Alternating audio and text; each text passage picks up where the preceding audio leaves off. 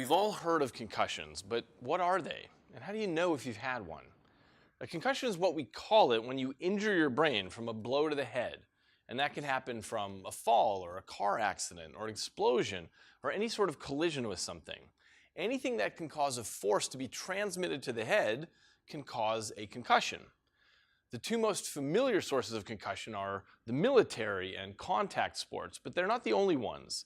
The majority of concussions happen off the battlefield, in the playing field, in everyday random accidents like falls or car crashes. And concussions are more common than you might think. Every year in the United States, there are almost 4 million of them.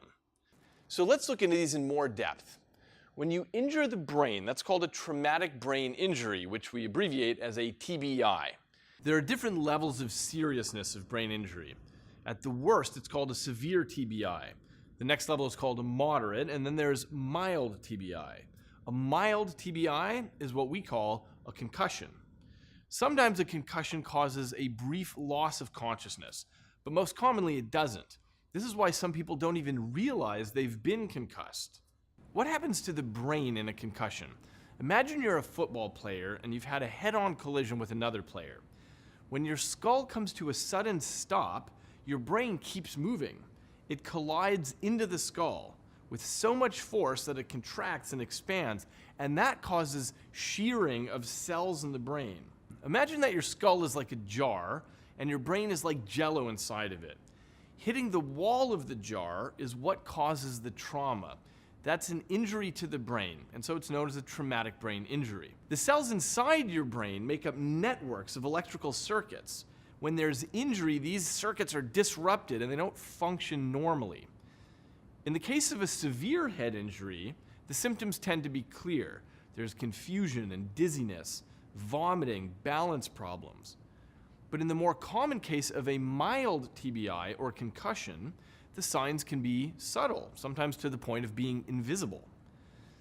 If you've hit your head or you've been violently shaken, doctors at the hospital are probably going to want to do a brain scan. That's called a CAT scan or an MRI. And this is for the purpose of seeing if you have a bleed in or on the surface of your brain. That's known as a hematoma.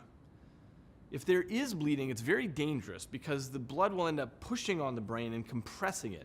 And that's why a bleed is a medical emergency that needs to be drained immediately.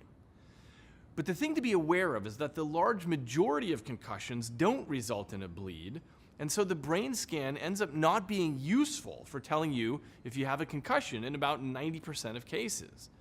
In this case, there's no visible sign, internal or external, and the diagnosis of a concussion is all about the symptoms that you're experiencing. In a concussion, the common symptoms are headaches or nausea or dizziness or balance problems. These are physical symptoms. There are also cognitive symptoms like difficulty concentrating or remembering. There can also be emotional symptoms like irritability or sadness.